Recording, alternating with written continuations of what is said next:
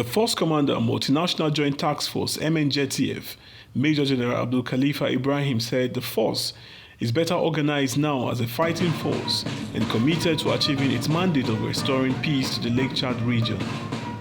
General Ibrahim gave the remarks on Thursday in N'Djamena at the medal parade ceremony for outgoing military staff officers of the MNJTF. Today's ceremony is unique in several ways.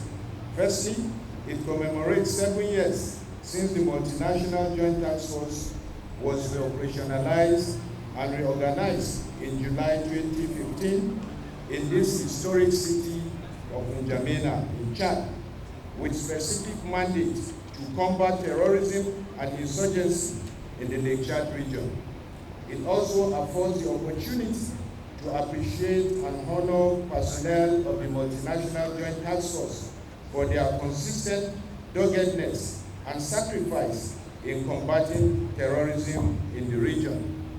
The Force Commander, while paying glowing tributes to troops who have paid the supreme price, announced that the MNJTF has approved the compensation for victims of some of the recent operations carried out. In this regard, the Multinational Joint Task Force has just recently approved some compensation for some victims and casualties of Operation Sharamfagi and Lake Sanit.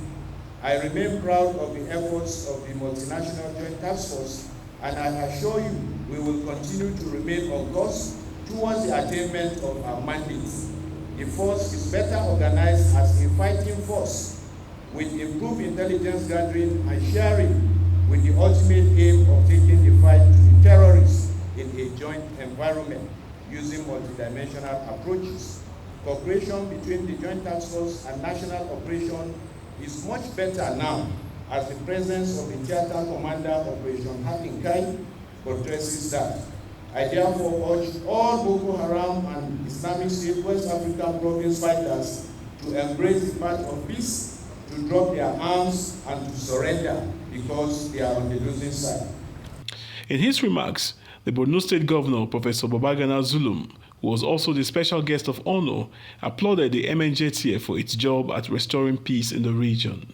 The effort of our theater commander, who is here, and indeed the ministers from the region, and indeed the chief of defense staff from the region, has to be applauded very well. High points of the occasion was the awards of Gallantry medal to deserving personnel of the MNJTF who participated in and distinguished themselves by acts of bravery in recent operations. It